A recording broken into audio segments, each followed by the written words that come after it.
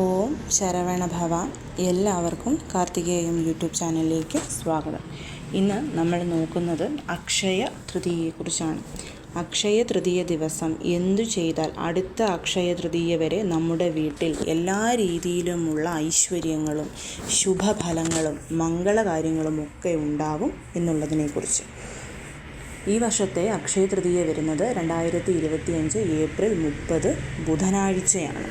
എന്താണ് അക്ഷയ തൃതീയ എന്നുള്ളത് എല്ലാവർക്കും അറിയാവുന്ന കാര്യമായിരിക്കും. എന്നാൽ പോലും മേടമാസത്തിൽ വെളുത്ത പക്ഷ രോഹിണി നക്ഷത്രവും അതുപോലെ തന്നെ തൃതീയ തിഥിയും ഒന്നിച്ചു വരുന്നതിനെയാണ് നമ്മൾ അക്ഷയ തൃതീയ എന്ന് പറയുന്നത്. ഇപ്രാവശ്യം അക്ഷയ തൃതീയ വന്നിരിക്കുന്നത് ബുധനാഴ്ചയാണ്. ബുധനാഴ്ച എന്ന് പറയുന്നത് സരസ്വതി ദേവിക്കും അതുപോലെ തന്നെ ഗണേശ ഭഗവാനും വളരെയധികം പ്രിയപ്പെട്ട ദിവസമാണ്. അതുമാത്രവുമല്ല, ബുധനാഴ്ച എന്ന് പറയുന്നത് പൊൻ കിടച്ചാലും ബുധൻ കിടക്കില്ല എന്ന് തമിഴ്നാട്ടിലൊരു പഴമൊഴിയുണ്ട്. എന്നാൽ ഈ അക്ഷയ തൃതീയ ദിവസം നമുക്ക് സ്വർണവും ലഭിക്കും, ബുധഭഗവാന്റെ അനുഗ്രഹവും ലഭിക്കും. അതിന് എന്തു ചെയ്യണം എന്നൊക്കെ നമുക്ക് നോക്കാം. 12 രാശികളിൽ 4ാം രാശിയായ കർക്കിടക രാശി, അതാണ് നമ്മൾ ശുഭസ്ഥാനമായിട്ട് പറയുന്നത്. അതുപോലെ 5ാം രാശിയായ ചിങ്ങരാശി, അതാണ് നമ്മുടെ കുലദൈവത്തെ കുറിക്കുന്നത്. കർക്കിടക രാശിയുടെ അധിപൻ എന്ന് പറയുന്നത് ചന്ദ്രഭഗവാൻ, ചിങ്ങരാശിയുടെ അധിപതി എന്ന് പറയുന്നത് സൂര്യനുമാണ്. അതായത് സൂര്യചന്ദ്രന്മാർ ഒരുപോലെ ഉച്ചമടയുന്ന ദിവസമാണ് ഈ ഒരു അക്ഷയ തൃതീയ എന്ന് പറയുന്നത്. അക്ഷയ തൃതീയ വന്നിരിക്കുന്നത് എന്നാണ്? രോഹിണി നക്ഷത്രത്തിലാണ്. രോഹിണി നക്ഷത്രത്തിലാണ് രാഹു ഭഗവാൻ വലിവടയുന്നത്. ഈ രാഹു ഭഗവാന്റെ പ്രത്യേകത എന്ന് പറയുന്നത് എന്താണ്? നമുക്ക് പെരുക്കി തന്നുകൊണ്ടേയിരിക്കും. അതായത് ഈ അക്ഷയ തൃതീയ ദിവസം നമ്മൾ എന്ത് വാങ്ങിച്ചാലും, നമ്മൾ ഭഗവാനോട് എന്ത് പ്രാർത്ഥിച്ചാലും അത് നമുക്ക് തന്നുകൊണ്ടേയിരിക്കും, വീണ്ടും വീണ്ടും കൊടുത്തുകൊണ്ടിരിക്കും. നമ്മൾ എന്തൊരാഗ്രഹം പറഞ്ഞാലും നമ്മൾക്കത് സാധിച്ചുകൊണ്ടിരിക്കും. അപ്പം ഈ അക്ഷയ തൃതീയ ദിവസം എന്താണ് സംഭവിക്കുന്നത്? സൂര്യ ചന്ദ്ര രാഹു സംയോജനമാണ് അവിടെ സംഭവിക്കുന്നത്. ഈ ദിവസം നമ്മൾ ഇവരെ രണ്ടുപേരെയും ഒരുപോലെ പ്രാർത്ഥിക്കണം. അക്ഷയ തൃതീയ ദിവസം നിങ്ങൾ സൂര്യോദയത്തിന് മുൻപ് ബ്രഹ്മമുഹൂർത്ത സമയത്ത് തന്നെ ഉണർന്ന് കുളിച്ച് ശുദ്ധമായതിന് ശേഷം പൂജാമുറിയിൽ വന്ന് നിലവിളക്ക് തെളിയിക്കണം. നെയ്യൊഴിച്ച് 5 തിരിയിട്ട് നിലവിളക്ക് തെളിയിക്കാൻ പറ്റിയാൽ ഏറ്റവും നല്ലതാണ്. ശേഷം 8 താമരപ്പൂക്കൾ പൂജാമുറിയിൽ വരയ്ക്കണം. ഞാൻ എല്ലായ്പ്പോഴും നിങ്ങളോട് മാക്കോലമായിട്ട് എങ്ങനെയാണ് താമരപ്പൂവ് വരയ്ക്കേണ്ടത് എന്ന് പറഞ്ഞിരുന്നു. മേടമാസം 1-ാം തീയതിയും ഞാൻ പറഞ്ഞിരുന്നു. അന്ന് 10 പൂക്കളാണ് വരയ്ക്കാൻ പറഞ്ഞത്. പക്ഷേ ഇത്തവണ 8 പൂക്കൾ മാത്രം വരച്ചാൽ മതിയാവും. അത് നിങ്ങളുടെ ഇഷ്ടത്തിന് റൗണ്ടായിട്ടോ അതല്ല നേരെയോ എങ്ങനെ വേണമെങ്കിലും വരയ്ക്കാം. 8 താമരപ്പൂക്കൾ വരയ്ക്കണം. അതിന് ശേഷം ചെയ്യേണ്ടത് മഞ്ഞൾ കൊണ്ട് ഒരു ഗണപതി ഭഗവാനെ ഉണ്ടാക്കി വെക്കുക. അതായത് ഒരല്പം മഞ്ഞൾപ്പൊടി എടുത്ത് അതിൽ റോസ് വാട്ടറോ ശുദ്ധമായ വെള്ളമോ ഒഴിച്ച് അത് കുഴച്ച് ഒരു ഉരുണ്ടയാക്കി എടുക്കുക.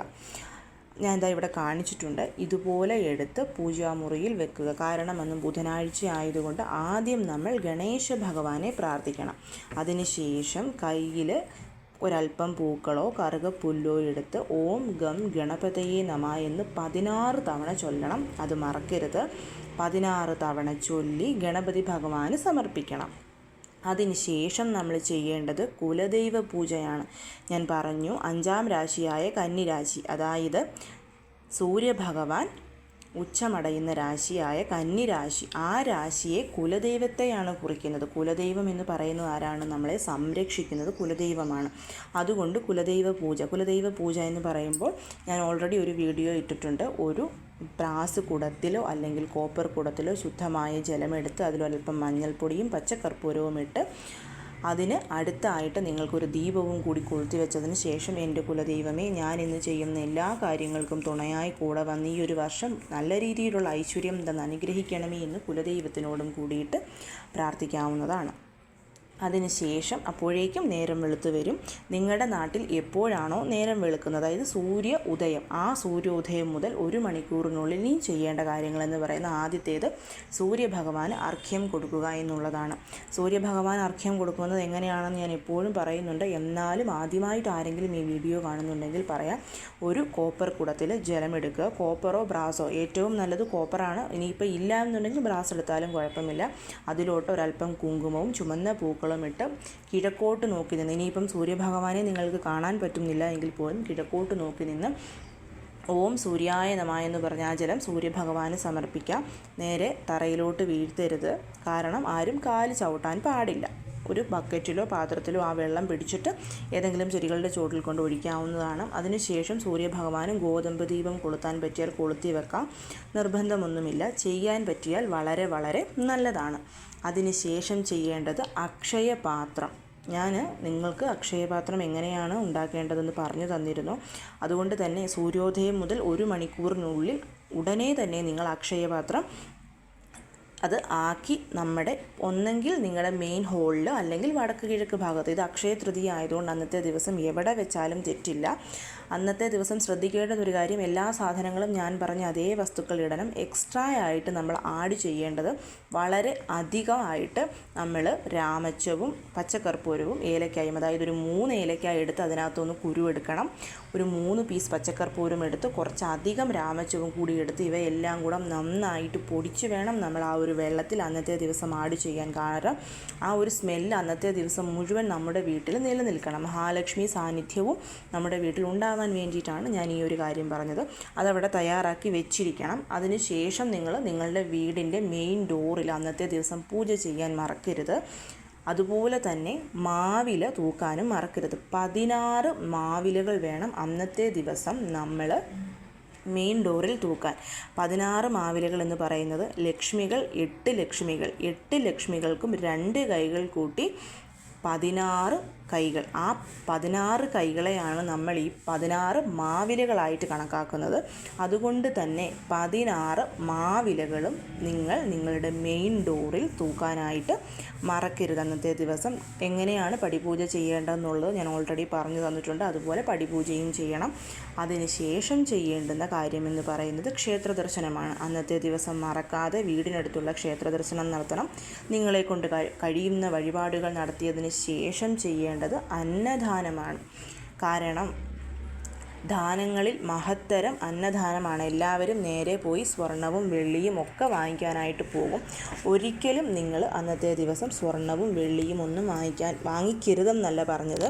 നിങ്ങൾ ആദ്യം ചെയ്യേണ്ടത് അന്നദാനമാണ്. നിങ്ങളുടെ കൈകൊണ്ട് തന്നെ ഉണ്ടാക്കി ഒരാൾക്കെങ്കിലും അന്നത്തെ ദിവസം ഫുഡ് കൊടുക്കാൻ പറ്റിയാൽ അത് വളരെ വളരെ മഹത്തരമാണ്. കാരണം എല്ലാവർക്കും അറിയാം, സ്തോത്രം, കനകധാരാ സ്തോത്രം വെറുതെയാണോ ചൊല്ലി അവിടെ സ്വർണ്ണമഴ പെയ്തത്? അല്ല. ആദിശങ്കരാചാര്യൻ ആ സ്ത്രീയുടെ കുടിലെത്തി വിശക്കുന്നു എന്ന് പറഞ്ഞ് കൈ നീട്ടിയപ്പോൾ തൻ്റെ കയ്യിൽ ഒന്നുമില്ലാതിരുന്നിട്ടും അഴുകിയ ഒരു നെല്ലിക്ക എടുത്തു കൊടുത്തു. ആ സന്തോഷത്തിൽ ദേവിയെ പാടി പുകഴ്ത്തിയാണ് ആ വീട് മുഴുവൻ സ്വർണം കൊണ്ട് നിറഞ്ഞത്. അതുകൊണ്ട് തന്നെ നിങ്ങളുടെ കയ്യിൽ ഇപ്പോൾ 10 രൂപയേ ഉള്ളെങ്കിലും ആ 10 രൂപ കൊണ്ട് നിങ്ങൾക്ക് എന്ത് മേടിക്കാൻ പറ്റുമോ അത് വാങ്ങിച്ചു വേണം നിങ്ങൾ അന്നത്തെ ദിവസം ആ 10 രൂപ കൊണ്ട് എന്ത് വാങ്ങിക്കാൻ പറ്റുമോ അത് വാങ്ങി ഒരാളുടെയെങ്കിലും വിശപ്പടക്കണം. ഇനിയിപ്പം ഞാൻ പറഞ്ഞതുപോലെ ഉണ്ടാക്കി കൊടുക്കാൻ നിർവാഹമില്ലെങ്കിൽ വാങ്ങിച്ചാണെങ്കിലും കൊടുക്കണം. ഏറ്റവും കുറഞ്ഞത് ഒരു 3 പേർക്കെങ്കിലും അന്നത്തെ ദിവസം അന്നദാനം ചെയ്യണം. അതിനുശേഷം നിങ്ങൾക്ക് അന്നത്തെ ദിവസം പോയി എന്തും മേടിക്കാം. നിങ്ങളുടെ വീട്ടിൽ എന്ത് പെരുകണമെന്ന് നിങ്ങൾ ആഗ്രഹിക്കുന്നു, സ്വർണം, വെള്ളി, വസ്ത്രം, ധാന്യങ്ങൾ, അങ്ങനെ എന്ത് വേണമെങ്കിലും മേടിക്കാം. വഴിപാടുകളൊന്നും ഞാൻ പറയുന്നില്ല. അന്നദാനം ചെയ്യണം. അന്നദാനം ചെയ്തതിന് ശേഷം നിങ്ങൾക്ക് വേണ്ടുന്ന സാധനങ്ങൾ മേടിക്കാം. ഇപ്പം എല്ലാവർക്കും സ്വർണവും വെള്ളിയും ഒന്നും മേടിക്കാൻ പറ്റില്ലാത്തവർ, അപ്പോൾ അങ്ങനെ മേടിക്കാൻ പറ്റാത്തവർ ഒരിക്കലും വിഷമിക്കേണ്ടുന്ന കാര്യമൊന്നുമില്ല. സ്വർണം മേടിക്കാൻ പറ്റാത്തവർക്ക് മഞ്ഞൾ മേടിക്കാം. കാരണം മഞ്ഞൾ എന്ന് പറയുന്നത് ഗുരുകാരകത്വമാണ്. അതുകൊണ്ട് തന്നെ മഞ്ഞൾ വാങ്ങിക്കാം. അതേപോലെ തന്നെ വെള്ളി മേടിക്കാൻ പറ്റാത്തവർക്ക് പച്ചരി മേടിക്കാം. പച്ചരി എന്ന് പറയുന്നത് ചന്ദ്രഭഗവാന്റെ അംശം അടങ്ങിയിട്ടുള്ളതാണ്. അതുകൊണ്ട് തന്നെ ഇതിന് പകരമായിട്ട് ഇത് വാങ്ങിച്ച് അന്നത്തെ ദിവസം പൂജാമുറിയിൽ കൊണ്ടുവന്ന് വെച്ചാൽ മതിയാകും. നിങ്ങൾ സ്വർണം മേടിച്ചാലും വെള്ളി വാങ്ങിച്ചാലും അതുപോലെ തന്നെ പച്ചരി മേടിച്ചാലും മഞ്ഞൾപ്പൊടി വാങ്ങിച്ചാലും ഇതെല്ലാം അന്നത്തെ ദിവസം പൂജാമുറിയിൽ കൊണ്ടുവച്ച് വൈകിട്ട് പൂജ ചെയ്തതിന് ശേഷം മാത്രമേ നിങ്ങൾ നിങ്ങളുടെ കാര്യങ്ങൾക്ക് വേണ്ടിയിട്ട് ഉപയോഗിക്കാവുള്ളൂ. ഇനി ഇതെല്ലാം കഴിഞ്ഞ് നമ്മൾ തിരിച്ച് വീട്ടിൽ വരും. വീട്ടിൽ വന്നതിന് ശേഷം ചെയ്യേണ്ടുന്ന കാര്യം, നമ്മുടെ അക്ഷയപാത്രം നമ്മൾ രാവിലെ തയ്യാറാക്കി വെച്ചിരുന്നു. ആ അക്ഷയപാത്രം നമ്മുടെ ഇരു കൈകളിലും എടുത്ത് കിഴക്കോട്ട് തിരിഞ്ഞു നിന്ന് ആ അക്ഷയപാത്രത്തിലെ ജലത്തിൽ നോക്കി നമ്മൾ നമ്മുടെ ആഗ്രഹം പറയണം. അതായത് ഞാൻ പറഞ്ഞു, രാഹു എന്ന് പറയുന്നത് എന്തും പെരുകി കാണിക്കും. സൂര്യ ചന്ദ്ര യോഗമുള്ള ഈ ഒരു ദിവസം ലക്ഷ്മി നാരായണ അനുഗ്രഹത്തിന് വേണ്ടിയിട്ട് നമ്മൾ തയ്യാറാക്കി വെച്ചിരിക്കുന്ന അക്ഷയപാത്രമാണ്. ഞാൻ ഈ പറഞ്ഞ കാര്യങ്ങളൊന്നുമില്ല, അക്ഷയപാത്രം തയ്യാറാക്കിയിട്ടില്ല എങ്കിൽ പോലും ഇതിൽ നിങ്ങൾക്ക് കിട്ടാത്തത് എനിക്ക് തോന്നുന്നു സിൽവർ കോയിൻ മാത്രമായിരിക്കും മിക്കവർക്കും. ബാക്കി എല്ലാ സാധനങ്ങളും അവൈലബിൾ ആണ്. ഞാൻ ഇത്ര നേരത്തെ ഇട്ടതുകൊണ്ട് തന്നെ തീർച്ചയായും നിങ്ങൾ അക്ഷയപാത്രം ഉണ്ടാക്കി വെക്കാനായിട്ട് ശ്രമിക്കണം. ഇത് നമ്മുടെ കുടുംബത്തിന് എല്ലാ രീതിയിലുമുള്ള ഐശ്വര്യങ്ങൾ ഉണ്ടാക്കുക തന്നെ ചെയ്യും. അതുകൊണ്ട് തന്നെ കഴിവതും എല്ലാവരും അക്ഷയപാത്രം ഉണ്ടാക്കാൻ ഈ മേടമാസമാണ് ഏറ്റവും മഹത്തായത്. കാരണം പാഞ്ചാലി സൂര്യഭഗവാന്റെ കയ്യിൽ നിന്നും അക്ഷയപാത്രം ചോദിച്ചു വാങ്ങിയ ദിവസമാണ് ഈ ഒരു മേടമാസത്തിലെ അക്ഷയ തൃതീയ. അതിനാൽ തന്നെ അക്ഷയ തൃതീയ ദിവസം അക്ഷയ മന്ത്രം ചൊല്ലി തുടങ്ങാനും അക്ഷയപാത്രം വീട്ടിൽ വെക്കാനും ഏറ്റവും നല്ല ദിവസമാണ്. അതുകൊണ്ട് ഞാൻ പറഞ്ഞു, ഈ അക്ഷയപാത്രം എടുത്ത് ഇരു കൈകളിലും എടുത്ത് കിഴക്ക് ദർശനമായി നിന്ന് നമ്മൾ നമ്മുടെ ആഗ്രഹം പറയണം. അപ്പം നിങ്ങൾ ചോദിക്കും, രാവിലെ പറഞ്ഞാൽ എന്താ നടക്കില്ലേ എന്നുള്ളത്. അങ്ങനെയല്ല, നമ്മൾ ആദ്യം പോയി അന്നദാനം ചെയ്യണം.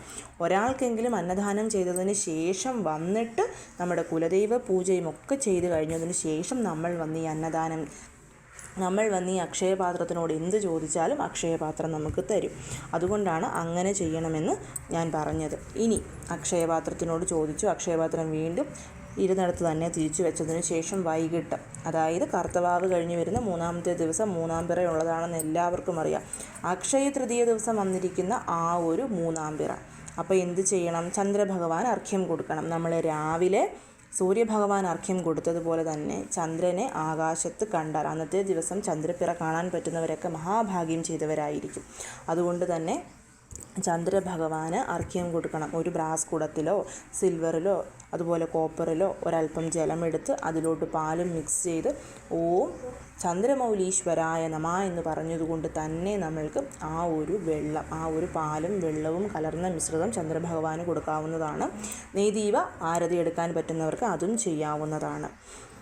ഇത് ചെയ്താൽ വളരെ രീതിയിലുള്ള എല്ലാ ഐശ്വര്യങ്ങളും നിങ്ങൾക്ക് ലഭിക്കുന്നതാണ്. അത് മാത്രവുമല്ല, അന്നത്തെ ദിവസം ലക്ഷ്മി പൂജ ചെയ്യാനായിട്ട് നിങ്ങൾ മറക്കരുത്. ഈ ഒരു പൂജ നമ്മൾ വൈകിട്ട് ചെയ്യുന്നതാണ് ഏറ്റവും നല്ലത്. കാരണം അന്നദാനമൊക്കെ ചെയ്ത് കഴിഞ്ഞ് വന്നിട്ട് വൈകിട്ട് ചെയ്യുമ്പം നമ്മൾ എവിടെയാണോ പൂജ ചെയ്യുന്നത് ആ ഭാഗം വൃത്തിയാക്കുക. നിലവിളക്കിൻ്റെ അടുത്ത് സ്ഥലമുണ്ടെങ്കിൽ അവിടെ മതി. ആ നിലവിളക്ക് മാത്രം നെയ്യൊഴിച്ച് കത്തിച്ച് വെച്ചാൽ മതി. അങ്ങനെ അല്ല എന്നുണ്ടെങ്കിൽ നിങ്ങൾക്ക് അഷ്ടലക്ഷ്മി വിളക്കിൽ നെയ്യൊഴിച്ച് കത്തിച്ച് വെക്കാം. അതിനുശേഷം രാവിലെ 8 താമരപ്പൂക്കൾ വരയ്ക്കണമെന്ന് പറഞ്ഞല്ലോ. അപ്പം ഒന്നുകിൽ ആ താമരപ്പൂക്കളുടെ മുകളിലായിട്ട് ഈ ഒരു പാത്രം അല്ലെങ്കിൽ നമുക്ക് വാഴയില എടുക്കാം. അങ്ങനെ അല്ല എന്നുണ്ടെങ്കിൽ അതിന് ചുറ്റുമായിട്ട് രാവിലത്തെ ആ താമരപ്പൂവ് മായ്ച്ചിട്ട് വീണ്ടും ഒന്നും കൂടി താമരപ്പൂ വരച്ചാൽ മതി ഇതിന് ചുറ്റുമായിട്ട്.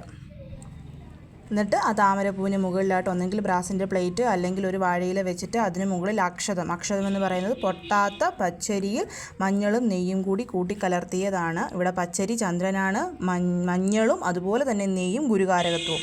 അപ്പം അവിടെ നടക്കുന്നത് ചന്ദ്ര ഗുരു സംയോജനമാണ്. ഒപ്പം താമരപ്പൂക്കളും വശീകരണശക്തി ഒരുപാടുള്ളതാണ് താമരപ്പൂവെന്ന് ഞാൻ പറഞ്ഞിട്ടുണ്ട്. അതിനുശേഷം ആ ഒരു അരിയുടെ മുകളിൽ ഇത് വെക്കരുത്. കാരണം നെയ്യുടെ ആ ഒരു സ്മെല്ലും നെയ്യുടെ ആ ഒരു തെറ്റലുമൊക്കെ ഉണ്ടാകും. അതുകൊണ്ട് ഒന്നെങ്കിൽ നിങ്ങൾക്ക് വീണ്ടും ഒരു വാഴയില വെക്കാം, അല്ലെങ്കിൽ ഇതുപോലെ ഗ്ലാസിൻ്റെ ഒരു പ്ലേറ്റ് എടുത്തിട്ട് ആ ഒരു പ്ലേറ്റിനകത്ത് ചില്ലറ നാണയങ്ങൾ, വെള്ളി, സ്വർണം, നിങ്ങളുടെ കയ്യിൽ എന്തുണ്ടോ അത്, ചില്ലറ നാണയങ്ങളുണ്ടെങ്കിൽ അത് മാത്രം മതി. സ്വർണവും വെള്ളിയും എല്ലാം ഉണ്ടെങ്കിൽ എല്ലാം വെച്ചതിന് ശേഷം മഹാലക്ഷ്മിയുടെ 108 അഷ്ടോത്തരം ചൊല്ലി പൂക്കൾ കൊണ്ട് അർച്ചന ചെയ്യണം. അതിൽ 27 ഏലക്കായും ഉണ്ടായിരിക്കണം. പൂക്കൾ തന്നെ വേണം. അതുപോലെ അർച്ചന ചെയ്യാതിരിക്കാൻ പറ്റുമോ എന്ന് ചോദിക്കരുത്, അർച്ചന ചെയ്യണം. ഇനി അഷ്ടോത്തരം ചൊല്ലാൻ അറിയാത്തവർക്ക് ഓം ശ്രീ മഹാലക്ഷ്മിയെ നമ എന്നുള്ള മഹാലക്ഷ്മി ദേവിയുടെ മന്ത്രം 108 തവണ ചൊല്ലി അർച്ചന ചെയ്യാം. 108 ഏലക്ക കൊണ്ട് ചെയ്യാൻ പറ്റിയാൽ ഏറ്റവും നല്ലതാണ്. ഇല്ലെങ്കിൽ 27 ഏലക്കായെങ്കിലും എടുക്കണം.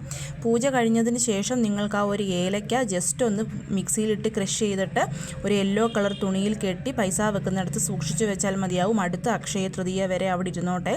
നല്ല രീതിയിലുള്ള ഒരു ഐശ്വര്യം നമ്മുടെ കുടുംബത്തുണ്ടാവാനായിട്ട് അത് സഹായിക്കും. അങ്ങനെ അഷ്ടോത്തരം ചൊല്ലി അർച്ചന ചെയ്തതിനു ശേഷം നമ്മൾ കനകധാരാ സ്തോത്രം ഒരു തവണ ചൊല്ലാൻ ശ്രമിക്കണം.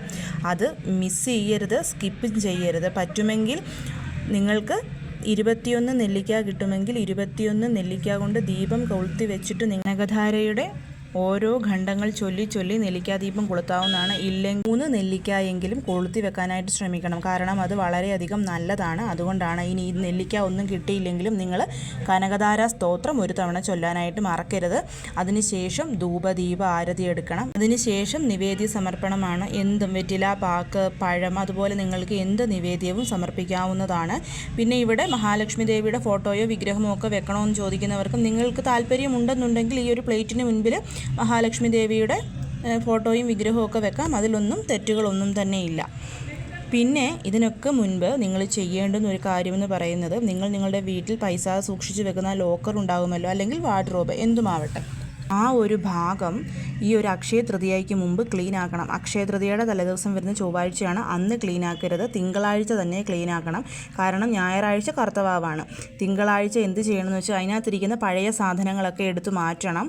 നിങ്ങൾ എന്തെങ്കിലും കിഴിയൊക്കെ കെട്ടി വെച്ചിട്ടുണ്ടെങ്കിൽ ആ കിഴിയൊക്കെ പഴകിയതാണെന്നുണ്ടെങ്കിൽ അതൊക്കെ എടുത്ത് മാറ്റിയിട്ട് പൊടിയൊക്കെ ഉണ്ടെങ്കിൽ അതൊക്കെ തൂത്ത് തുടച്ചതിന് ശേഷം റോസ് വാട്ടറിൽ പച്ചക്കർപ്പൂരവും ജവ്വാതും ഒരല്പം മഞ്ഞൾപ്പൊടിയും ഇട്ട് ആ ഒരു വാർഡ്രോബ്, പൈസ വെക്കുന്ന സ്ഥലം എവിടെയാണെങ്കിലും അത് നന്നായിട്ട് തുടച്ച് ക്ലീനാക്കി വൃത്തിയാക്കി വെച്ചേക്കുക. അക്ഷയ തൃതീയ ദിവസം നിങ്ങൾ മഞ്ഞൾപ്പൊടിയിൽ പച്ചക്കർപ്പൂരവും, മഞ്ഞൾപ്പൊടി മാത്രം എടുക്കാവുള്ളൂ, മഞ്ഞൾപ്പൊടിയിൽ പച്ചക്കർപ്പൂരവും അതുപോലെ തന്നെ ജവ്വാതും കുങ്കുമപ്പൂ ഉണ്ടെങ്കിൽ കുങ്കുമപ്പൂവും കൂടെ റോസ് വാട്ടറിൽ കലർത്തി ഒരു സ്വസ്തിക്ക് വരയ്ക്കണം. നിങ്ങളുടെ പണപ്പെട്ടിയിൽ പൈസ വെക്കുന്ന സ്ഥലത്ത്, അത് അലമാരിക്കകമാണെങ്കിലും. അതിനുശേഷം അത് അവിടെ ഏലക്കായും ഗ്രാമ്പുവും പച്ചക്കർപ്പൂരവും ഒക്കെ വെച്ചതിന് ശേഷം വേണം ഞാൻ ഈ പറഞ്ഞ നമ്മൾ 27 അല്ലെങ്കിൽ 108 ഏലക്ക ക്രഷ് ചെയ്ത് വെക്കാൻ പറഞ്ഞുവല്ലോ, അതും ഒപ്പം തന്നെ പുതിയതായിട്ട് മേടിച്ച സ്വർണം, പണം അതുണ്ടെങ്കിൽ അതല്ലെന്നുണ്ടെങ്കിൽ നിങ്ങൾ പൂജയ്ക്കെടുത്ത് ആ ഒരു നാണയങ്ങളുണ്ടല്ലോ, ആ നാണയങ്ങൾ വെക്കാൻ. അതിൻ്റെ കൂട്ടത്തിൽ നോട്ടുണ്ടെങ്കിൽ നോട്ടും വെക്കാൻ. ഇതൊക്കെ ചെയ്തു നോക്കൂ. തീർച്ചയായും വരുന്ന ഒരു വർഷം ധനസമൃദ്ധിയും ഐശ്വര്യങ്ങളും ഒക്കെ നിങ്ങളുടെ കുടുംബത്തിൽ ഉണ്ടാകുന്നതായിരിക്കും. വീണ്ടും പറയുന്നു, ശ്രദ്ധിക്കേണ്ടുന്ന ഒരു കാര്യം ആദ്യം അന്നദാനം ചെയ്യുക എന്നുള്ളതാണ്. ഞാൻ ഈ പറഞ്ഞ എല്ലാ കാര്യങ്ങളും ചെയ്യണമെന്നൊന്നും ഞാൻ നിങ്ങളെ നിർബന്ധിക്കുന്നില്ല. പക്ഷേ ചെയ്താൽ വളരെയധികം ഐശ്വര്യം ലഭിക്കും. ഇല്ലെങ്കിൽ പറ്റുന്ന കാര്യങ്ങളൊക്കെ ചെയ്യാനായിട്ട് എല്ലാവരും ശ്രമിക്കുക. എല്ലാവരെയും മുരുകൻ അനുഗ്രഹിക്കട്ടെ. ഓം ശരവണ ഭവ.